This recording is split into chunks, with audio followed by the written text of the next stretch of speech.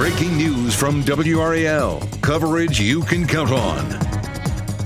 Right now at noon, the Supreme Court says former President Donald Trump can claim immunity for the January 6th insurrection. Why Trump is calling this historic decision a big win. And it was a soaking of rain finally for some of us yesterday and overnight. I'll let you know the impacts behind the front coming up. The driver accused of hitting and killing a family of 3 on Memorial Day will not be in court. What we know about the charges he faces and when he's expected to be in court. We begin with breaking news. Former President Trump is calling the Supreme Court decision a, quote, big win. On the other side, President Biden's campaign says the court's ruling does not change the facts. Less than 2 hours ago, the decision was released in a historic case. Former President Trump argued he has immunity from criminal prosecution for actions taken on January 6th, saying the former president is immune for official acts, but not everything is official. WRAL's Chris Levengood is in the WRAL Live Center with a deeper look at this 6-3 opinion. Jeffrey, this is something that we're looking into a little closer here. But yes, essentially what this does is it sends the immunity case back to a lower court in Washington to kind of talk about this a little bit. I want to read some of what Chief Justice Roberts said. He said in part, quote, the nature of presidential power requires that a former president have some immunity from criminal prosecution for official acts during his tenure in office. He says the president enjoys no immunity for his unofficial acts, and not everything the president does is official. The president is not above the law. But we've also been seeing a little bit more reaction from this, specifically from the dissenting side. Let's read a little bit from Justice Ketanji Brown Jackson. She said, quote, with that understanding of how our system of accountability for criminal acts ordinarily functions, it becomes much easier to see that the majority's ruling in this case breaks new and dangerous ground. So we've been seeing how the former president's been reacting. This is his Truth Social account saying, big win for our Constitution and democracy, proud to be an American. We're going to keep on looking for some reactions on this historic 6-3 split in this decision regarding presidential immunity. A lot of people looking into this, especially because what does this mean for the pending cases against the president? Also, more breaking news this noon. Part of 1010 Road in Garner is closed after a dump truck overturned. WRAL's Brett Neese is here with what we've learned about this crash and ways to avoid it, Brett. Yeah, Jeff, this all happened just before 10 a.m. and the road is expected to be closed for several hours. Sky 5 flew over the scene. I want to show you what this video looks like there on 1010 Road. This is between Rand Road and Benson Road, and you can see that truck had spilled all kinds of material all over 1010 Road. They already got crews out there working to clear it as quickly as possible. We're working to learn what exactly was inside that truck.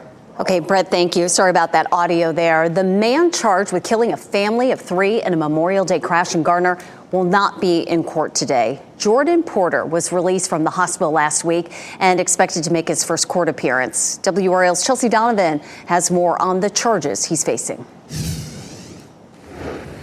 Jordan Porter was set to have a court date here in Superior Court in Wake County this morning, but we understand from District Attorney Lauren Freeman that Porter's attorney waived his first appearance and now his court date will be continued. A lot of you have been asking why there was no mugshot for 25-year-old Jordan Porter accused of killing a family of 3 in Garner on Memorial Day.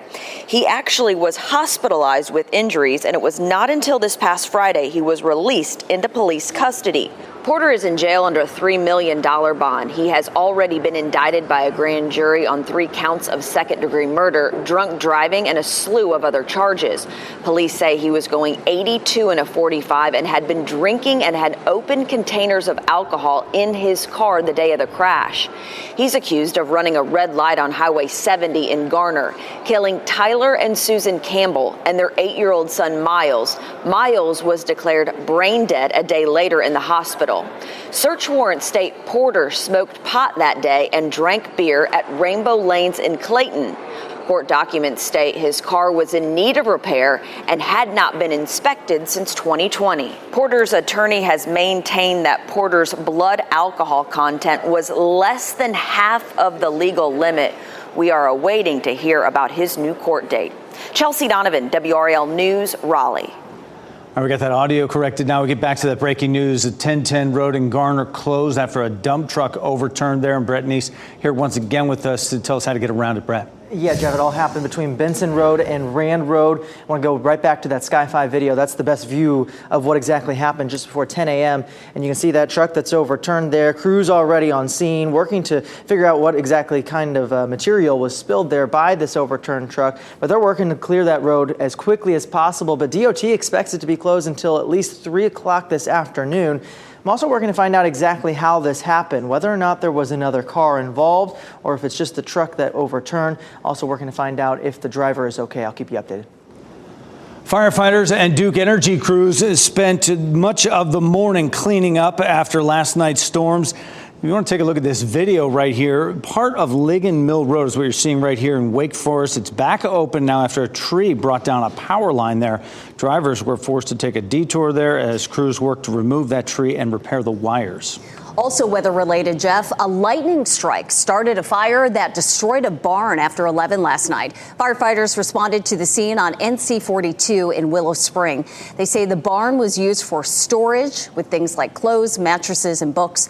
Several neighbors saw lightning strike the barn and called firefighters. No one was hurt. And last night's storms are also bringing in a cold front. Temperatures are expected to be in the 80s this afternoon. That'll be a nice break. Meteorologist Kat Campbell is in the Severe Weather Center with how long we're expected to get that break from the heat. It's not going to last long, so enjoy today and tomorrow, Jeff. The bulk of the rain out of here. Our last few sprinkles are clearing out of Sampson County. Let's talk about the rain. Boy, it was nice to see the rain last night and early this morning. Town by town rainfall totals just under an inch around the triangle in most spots. Fayetteville at the airport seeing over an inch and a half of rain, nearly 2 inches, over 2 inches of rain in Rocky Mount, and Sampson County really winning out on those rainfall totals, over 3.5 inches of rain in Clinton. And we had one report that was just 2 miles north of Salemburg. 8 inches of rain in the radar, estimating between 6 and 10 inches in Orange here. So some remarkable rainfall totals there to help put a little bit of a dent in our drought. The cold front has passed. It's fairly breezy behind the front. Our north wind kicking in, delivering less hot and humid air. Plenty of sunshine. A live look from the Natural Sciences Museum in downtown Raleigh. 76 degrees, the dew point in the 50s, so it feels great. But we're keeping an eye on Hurricane Beryl. It made landfall. I'll have more on where it's headed coming up. Kat, thanks. A new initiative could reduce or forgive some medical debt for some North Carolina families. Governor Roy Cooper made that announcement this morning. WRAL Capitol Bureau Chief Laura Leslie is live at the governor's mansion with who would be helped and how this would work. Laura. Renee Cooper said today that the state will use federal funds as an incentive to get hospitals to forgive some outstanding debts for low and middle income families, and going forward to make sure that families who are and patients who are entitled to charity care are actually enrolled in it. At a news conference today, Cooper said his administration would use extra funding from Medicaid as a carrot to kind of persuade hospitals to forgive some $4 billion in old medical debt owed by low and middle income families. He said hospitals will likely come out ahead because they rarely collect more than a small percentage of old medical debts because people just don't have the money to pay them. However, large judgments remain on the books that prevent people from buying a house or getting a credit card or hurting their credit in other ways. As for who this would cover, for people on private insurance, it would apply to people making up to 3.5 times the federal poverty level. That's about $52,700 a year for an individual or $109,200 a year for a family of 4. People on Medicaid would automatically be qualified. The debt that would have to be covered would have to be at a participating hospital. Hospitals have to opt into the program, and some may not. The debt has to be at least 2 years old, and it would have to have been incurred on or after January 1st, 2014. That's the first date at which the state could have, but did not, expand Medicaid. Now, if you're wondering how to apply for this, you don't have to. This is something that the hospitals, if they agree to do it, will work with a third-party vendor to identify debt that would qualify. And the earliest any of this could happen would be 2025 or possibly 2026. I've asked the group that represents hospitals in North Carolina for their position on this new initiative. I have not yet heard back from them. Laura Leslie, WRAL News, live in Raleigh. Take a look at stocks this noon. The Dow Jones Industrial Average finished in positive territory for the first half of trading this year. July 1st starts the second half of trading now, and you see where the Dow is, up 38 points this noon. The S&P 500 relatively unchanged. NASDAQ is up 82 points right now.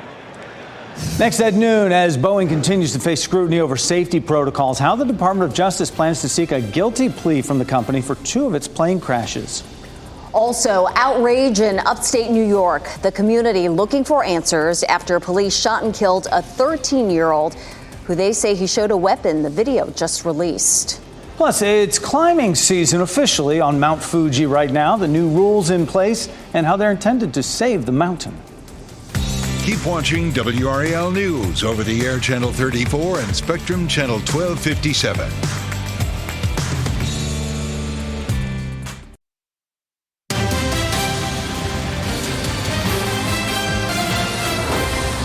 New this noon, we've now learned a woman has died from her injuries after she was shot in Wake County. The sheriff's office tells us she was 24-year-old Serenity Spencer.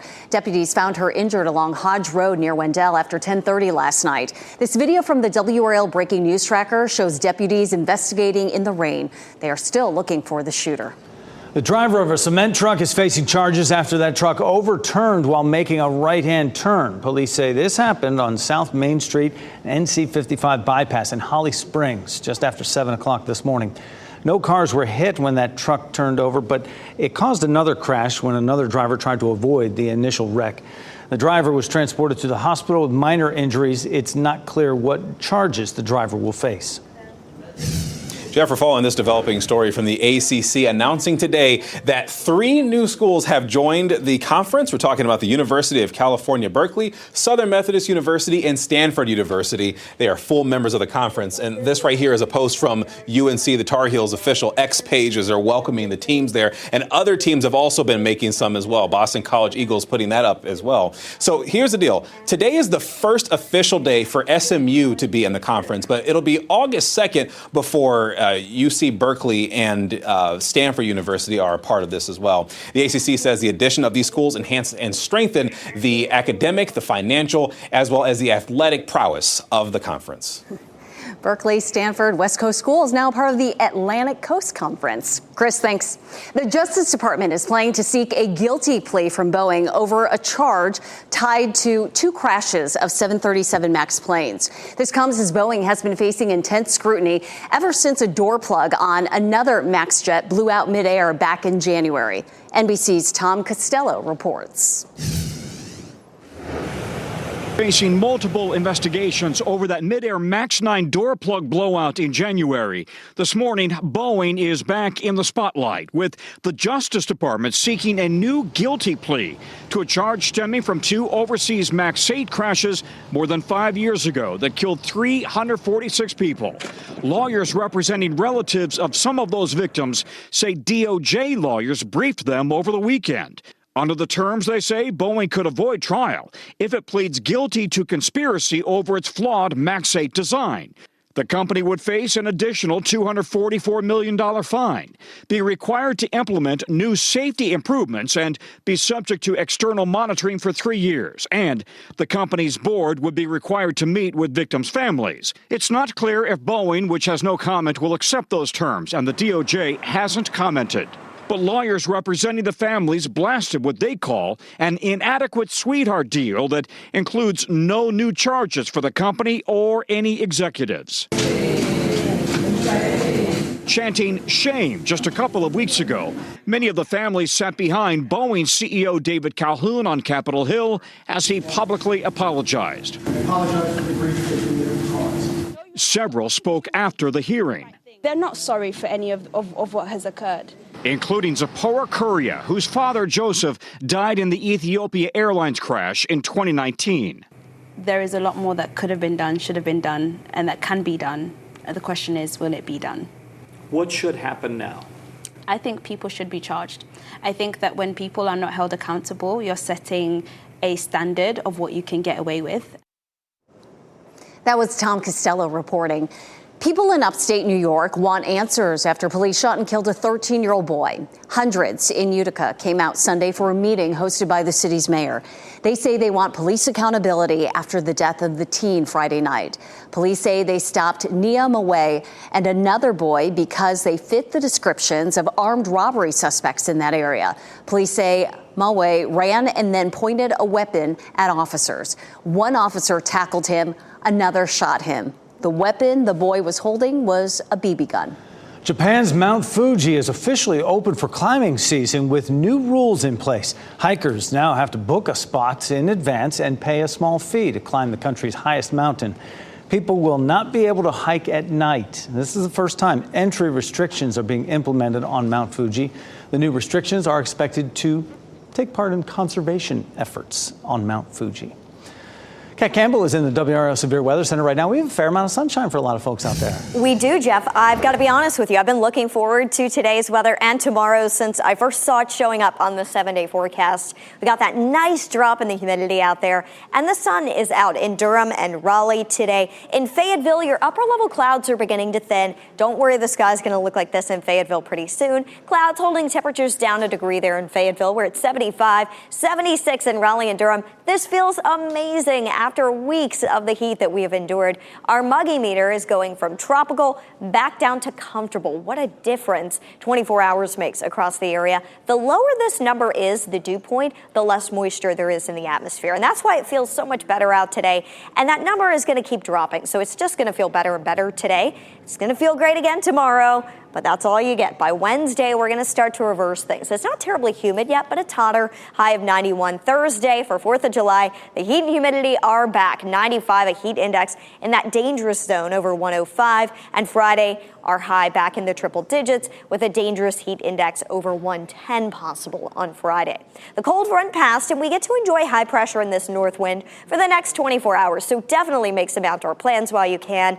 The cold front will stay to our east. And then let's take a wider view here on the satellite. We had Hurricane Beryl made landfall earlier at 11:10 as a Category 4 hurricane. Top winds 150 miles per hour. Keep in mind, a Category 5 hurricane is 157 miles an hour. So just that 7-mile difference below Cat 5 status. This is really an incredibly powerful hurricane and the earliest we have ever seen a hurricane form that's been this strong. We've never seen a Category 4 hurricane late June into early July. It's 40 miles north of Grenada right now. Top winds still 150 miles per hour.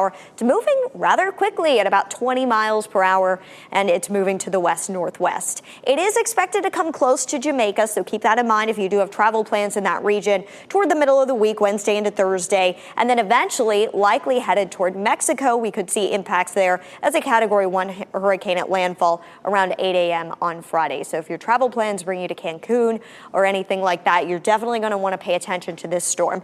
As of right now, most model plots really don't show any big impacts to the U.S. It's more likely that it would continue to head to the west. There are a few outliers, but these models right here, there are better performing models when you really filter out the more accurate ones. So let's take a look at the system behind this one. This one may be more of one to watch for the U.S. About a 60% chance it'll develop over the next week, and it's headed in the exact same area as Beryl is. We do have model plots available for this system. Still a lot of uncertainty in the long term. You can see that big split. So we'll continue to monitor it for you. And the next name on the list is Debbie. So we'll keep an eye on the tropics for you. As of right now, no big concerns for the U.S., but there is that one worth watching. So let's take a look at the next couple of days. They look great. Lows back in the 60s, but the big heat is back for 4th of July. It's going to stick with us all the way through the holiday weekend. There are some additional storm chances on the way by the weekend, though. Kat, thanks. NHL free agency starts today. The Carolina Hurricanes are bringing back Jacob Slavin. But what about the other players whose contracts are up? Ahead on our news at 4, what we know about Slavin's new deal and what could be next for the rest of the Canes. Then at 6, can you trust your valet driver? Someone stole a man's truck at North Hills and the valet put the blame on him. 5 on your side digs into the valet company's history and explains what to do if this happens to you. Well, still ahead this noon, this week's 4th of July cookout may be pricier than this year. And next, the biggest reason for the price jump and ways you can save. And a groundbreaking will take place today for a $1 billion rail project. How it will improve transportation in the Triangle.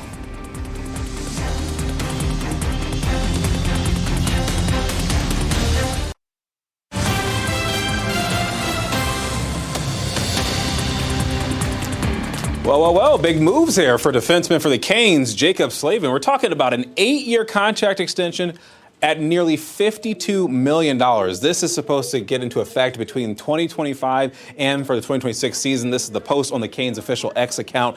GM Eric Tulsky said that Slavin might be the best defender in the NHL and has cemented himself as one of the best players to ever put a Hurricanes jersey on before. But Jeff, that's almost a cool $52 million. Not bad.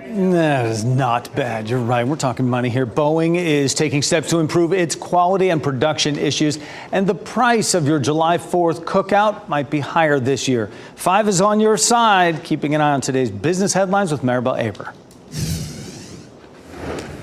Boeing is buying Spirit Aerosystems for $4.7 billion. Spirit makes the fuselages for Boeing's 737 jets and has been at the center of the company's quality and production issues. Spirit's operations had been a part of Boeing decades ago, but they were spun off in 2005 as Boeing focused on the final assembly of its jets. Boeing believes buying Spirit will help it improve safety and quality issues that have plagued the 737. The deal gives Boeing a way to align production systems and the workforces of the two companies.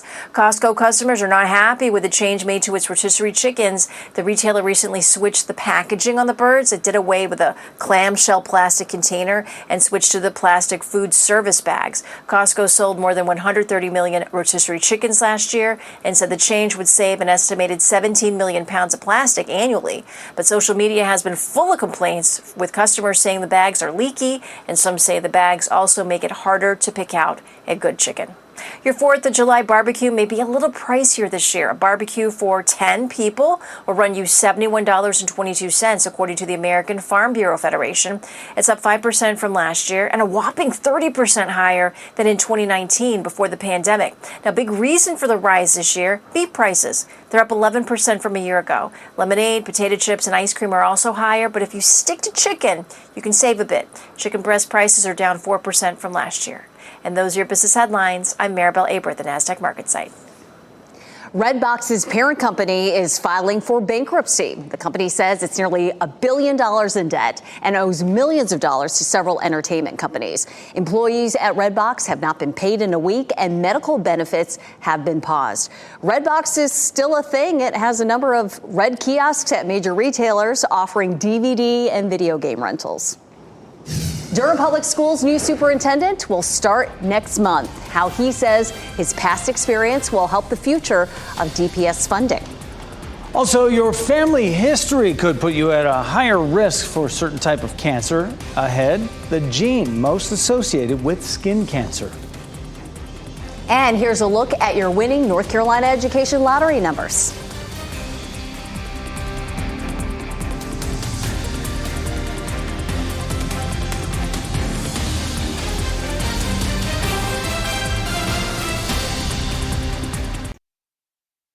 Shot in 4K ultra high definition. Your number one source for local news. WRAL News. Coverage you can count on. We begin this half hour of WRAL News with the newly named superintendent for Durham Public Schools. He says he is ready to get started. WRAL was the first news outlet to speak with Anthony Lewis. He will start the job with DPS in August. WRAL's Monica Casey is live at the DPS building in Durham. And Monica, we've reported extensively on the district's challenges that will extend into the new school year. And those are challenges Lewis will inherit. That's right. The recent budget discussions between the district and the county have highlighted some of the short and long-term issues facing schools here in Durham, with deferred building maintenance and staff salaries at the top of that list. This new superintendent tells me he is not afraid to make tough decisions. Anthony Lewis says it will be critically important to get face time with district staff and students as quickly as possible. He says he's ready to listen and wants stakeholders to understand the why behind important decisions. Lewis tells me he has experience dealing with tight budgets in his previous jobs. My experiences have allowed me to tackle some of those issues head on, from the standpoint of making some tough decisions, but also doing it in a way that you are involving staff along the way. Lewis tells me he will create a superintendent's entry plan with 5 goals, and after the school board reviews it, he will publish it on the website for the community to track the progress in real time. We also spoke about rebuilding trust with DPS staff after issues with the salary study earlier this year and the ongoing issue and discussion around school safety. We'll have his thoughts on those topics coming up at 5. In Durham, Monica Casey, WRAL News. Today's the first day on the job for North Carolina Central University's new chancellor, Carrie Dixon. Dixon's a first-generation college graduate of several UNC institutions. The outgoing chancellor, Johnson Akinleye, had been in that role for 8 years. You'll have to pay more for services at the DMV beginning this summer. The DMV is required to change fees and rates every 4 years because of inflation. About 90 fees related to driver's licenses, learner's permits, and vehicle registrations will go up by nearly 20%. We have a detailed list of all the fee increases on WRAL.com. And as of today, Go Triangle buses are once again collecting fares. Bus service has been free since March 2020 due to COVID-19. Kids under 12 and adults 65 and older can still ride free. Teenagers can ride for free with a youth pass. The regular fare is $2.50. You must pay exact change upon boarding. Go Triangle is offering an additional month of free rides for those who download and use the UMO app. Today, a groundbreaking is happening for new rail projects linking Raleigh and Richmond, Virginia. The new S-Line project would create a direct route between the cities, cutting about an hour off the travel time. Passenger service is expected to start by 2030. Transportation Secretary Pete Buttigieg will be in Raleigh for today's groundbreaking. He and Governor Roy Cooper announced a $1 billion investment in the project back in December. The groundbreaking is happening at 1 o'clock this afternoon on Durant Road. More lane closures are in place near Holly Springs as work to finish the NC 540 project continues. The northbound lanes of NC 55 bypass will be closed between Old Smithfield Road and East William Street between 9 p.m. and 5 a.m. tonight. The ramps on and off NC 540 will also be closed. Once this work is complete, the southbound lanes will have overnight closures, and that's expected to start tomorrow night. The town of Zebulon is one step closer to finding its new town manager. Town leaders hired Paula Hire, a recruitment firm, to help find its next permanent town manager. Paula Hire will look for candidates, then present them to the Board of Commissioners. The recruitment process starts this month. The town hopes to have the role filled by September. Our county-by-county coverage takes us to Cumberland and Nash counties. In Cumberland County, the city of Fayetteville is adding a new bus stop. Starting today, the city's bus system, FAST, will be adding a stop to Route 17. The new bus stop is at the Bill Crisp Senior Center. It'll run Monday through Friday every 90 minutes. FAST is also replacing and upgrading several bus shelters. And in Nash County, Rocky Mount's newly approved budget comes with utility rate increases. Starting today, water services will go up about 7%, sewer will go up 8%, and waste services will go up by 4%. We've seen the rate increases like this all over our area. Chatham County and the city of Sanford have also approved price hikes. President Biden's family is encouraging him to stay in the presidential race. Following Thursday's debate, people in both parties have raised questions over whether President Biden should continue with his campaign. Hallie Jackson takes a closer look at his campaign's effort to stop the backlash. President Biden digging in and driving on after huddling with family members who encouraged him to stay in the race, according to multiple sources familiar with the conversations during a pre-planned weekend at Camp David. NBC News has learned his campaign manager sought to reassure key donors Sunday, emphasizing the president will not step aside and explaining the logistical difficulties in replacing him on the ticket, per 2 participants on the call. All after a damaging debate performance Thursday night deeply rattled members of his own party, some Democrats acknowledging the ongoing discussion. There are very honest and serious and rigorous conversations taking place at every level of our party. We're having a serious conversation about what to do. The editorial boards of both the New York Times and the Atlanta Journal-Constitution are urging the president to step aside, even as his allies publicly rally around him, like former Presidents Obama and Clinton. Do you think President Biden should drop out of this race, Senator? Oh, absolutely not. The Biden campaign points to more than $30 million raised since Thursday as a sign of grassroots support, even after the halting debate appearance. If we finally beat Medicare. With the president himself at a rally in North Carolina Friday, recognizing his poor performance while pledging to stay in the race. I don't speak as smoothly as I used to. I don't debate as well as I used to. But I know what I do know. I know how to tell the truth. I know right from wrong, and I know how to do this job. His supporters say former President Trump would be dangerous in the White House, as Mr. Trump boasts about his own debate performance in Virginia Friday. Did anybody last night watch a thing called The Debate? We had a big victory against a man that really is looking to destroy our country. That was NBC's Hallie Jackson reporting.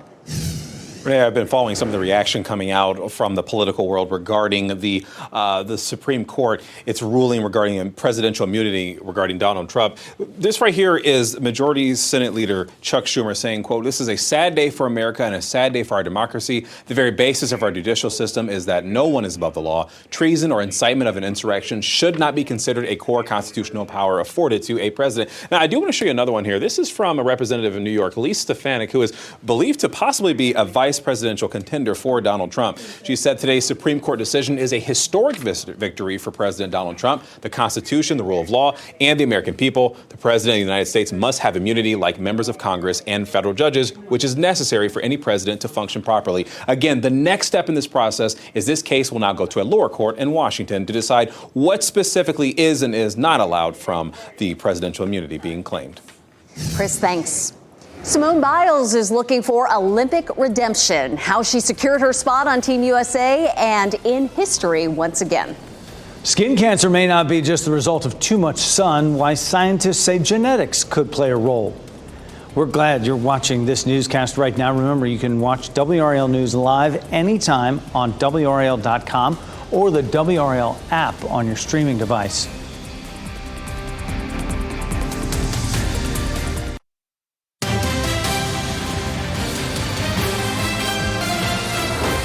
Many people believe spending lots of time in the summer sun puts you at higher risk for skin cancer. But a new study from Cleveland Clinic finds genetics might play a bigger role.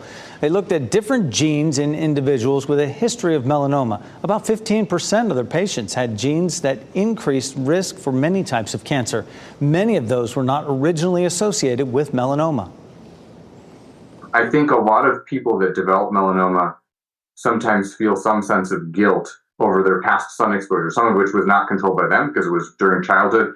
And what I would say is that there's a large portion of their risk that was not determined by anything that they did. And doctors hope their research will lessen any guilt some cancer patients have. They plan to study more individuals with melanoma and also see if they can identify any other genes that can put a person at risk for cancer.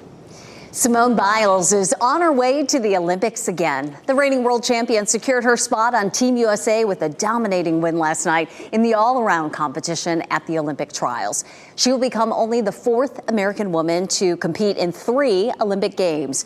Suni Lee, Jordan Childs, Jade Carey, and Hesley Rivera will join her on the U.S. women's gymnastics team in Paris later this month. Inside Out 2 is making history at the box office. The Milestone, that movie just hit. But first, millions of people across the country are expecting intense heat ahead of 4th of July. How the high temperatures could impact the ways to celebrate.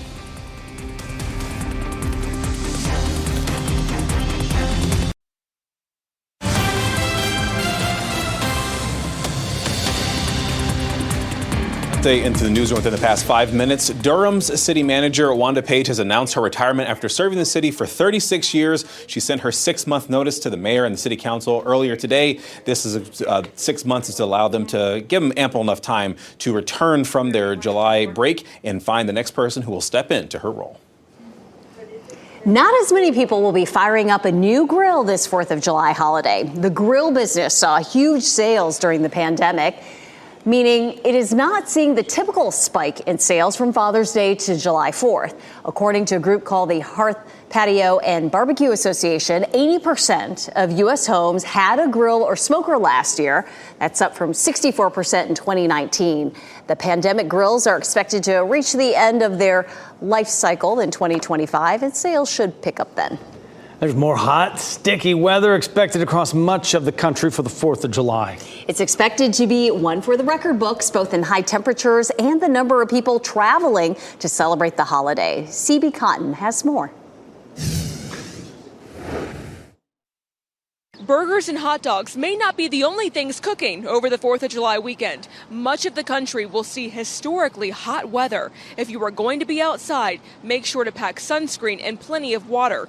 Parts of the south and west could top 100 degrees, prompting officials to consider fireworks and campfire bans due to the added wildfire risk. What do? Hydrate, right? It's a lot. It stinks. Records also expected to be set on the roads and in the skies. AAA projects nearly 71 million travelers will go 50 miles or more from home, and TSA expects to screen more than 32 million during the holiday weekend. If you're going to be flying, get to the airport early, book early flights just in case there's delays and cancellations. You'll have the best chance of getting out. And if you're driving, try to drive it off peak times because, nobody likes sitting in traffic. Now, do they? The busiest days to travel are expected to be this Wednesday and the following Sunday, with the most traffic in the afternoon hours between 2 and 7 p.m. Thunderstorms are also a possibility from Ohio through Virginia and the Northeast, so watch out for flight delays as a result. Adding to the fray is Hurricane Beryl, currently churning in the Caribbean, which has the potential to cause disruptions in the southeast. That was CB Cotton reporting. It's been feeling like summer temperatures for weeks now. Well, it has, and we're getting a little break from that heat, but once you know it, just in time for 4th of July is when things will really heat up again, Kat. Yes, they will, but today it feels amazing outside, at least compared to what we've had lately. Make some plans outside today and enjoy it while you can. For 4th of July, you're going to want to make some plans to buy a pool, by a lake, by the beach, somewhere to cool off. You're going to need it. 97 degrees is our forecast high. It's going to be pretty humid as well. We expect the heat index to exceed 105. So even as we get past sunset, expect temperatures to be quite toasty as we get toward 8 o'clock. We should still be in the lower 90s by 10 o'clock, mid 80s. So you may think, at least it'll cool down for the fireworks. Not quite. It's going to be pretty hot out there, but storm chances are going down. They're pretty low as we get toward the fireworks timeline. So the big story for 4th of July is going to be the heat. Let's talk about the risk from heat. Wednesday is when we start to see our temperatures climb. The humidity isn't all that bad, so that's going to keep us in a minor heat risk. Thursday, the heat index is back in the triple digits, a moderate heat index on 4th of July. It's actually right after 4th of July that really even more dangerous heat settles in. Friday, we have high temperatures at 100 degrees, and our heat index could near 110 by Friday, and that really puts us in a dangerous territory and likely to be one of the hotter and more humid days of the year. For now, enjoy this nice, more comfortable feel. So here's why it feels that way. We have our cold front offshore. This is the cold front that finally brought us some rain yesterday and early this morning. It's our best chance for rain that we've had in about a month for most of us. So it was nice to finally see rain. Our wind direction changed behind the front. We have a wind out of the north, high pressure in control, and it stays in control tomorrow. That's why it feels good again tomorrow. But once high pressure slides offshore on Wednesday, we get the return of our warming and more humid south wind. So if you're headed to the playground today, it's a great day for it. At 3 o'clock, it'll be right around 82 degrees by 4 o'clock. 84, plenty of sunshine at the playground today. Temperatures are sitting in the mid 70s at lunchtime. Last week, we had days where we were already at 100 at lunchtime. So this feels absolutely amazing. In comparison, 73 in Roxborough. The number on the right is the dew point. So where that number is in the 50s, like Rocky Mount, the Triangle, South Hill, and Roxborough, feels really good. That air is coming. If you live in Southern Pines, Fayetteville, Goldsboro, and Clinton, it's going to feel less humid by the end of the day today. So today just feels great all around. It has been fairly breezy as we've seen this change in our wind direction. So just a heads up, a bit of a breezy day out there, some gusts 20 to 25 miles an hour, and it's just a brief break from the heat. Tomorrow we're at 87, Wednesday 91, and then toward the end of the week into the weekend, the big heat returns. Take a look at our WRAL Weather Watcher photo today from Willow Spring. This yellowfinch sitting on a bird bath that finally has some water in it after the rain. I'm sure the bird was happy to see that out there. 84 today, 87 tomorrow. Low temperatures are back in the 60s. With those lower temperatures, that's a sign that the air is less humid. As we get into the weekend, our better storm chances look to come on Saturday. Kat, thanks for that. Still ahead, we will run down some of today's top stories. Plus, Inside Out 2 makes box office history. What put this animated feature ahead of any other animated movie?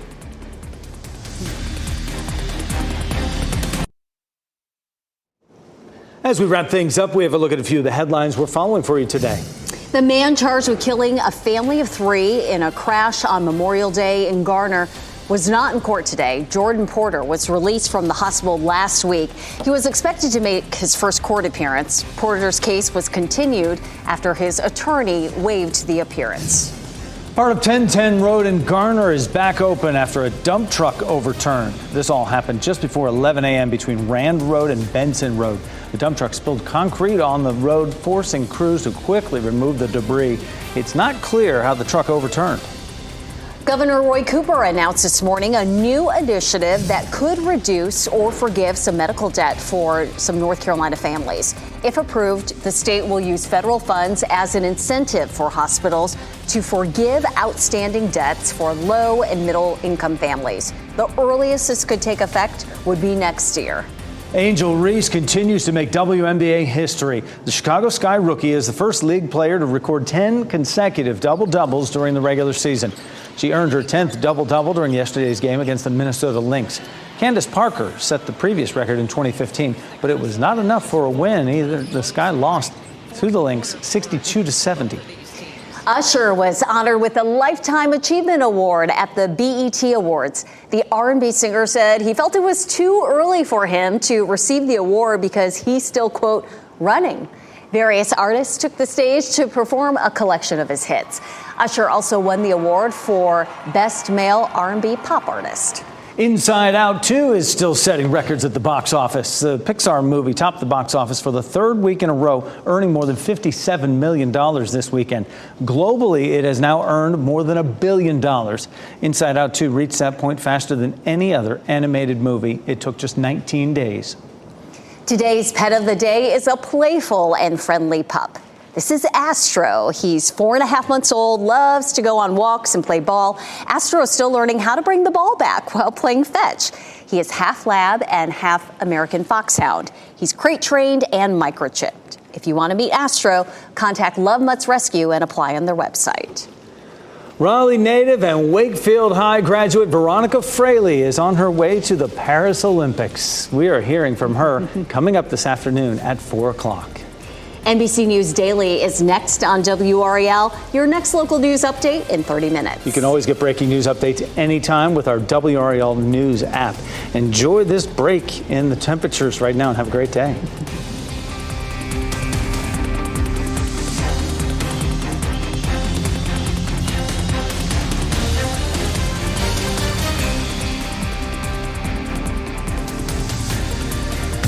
Keep watching WRAL News over the air Channel 34 and Spectrum Channel 1257.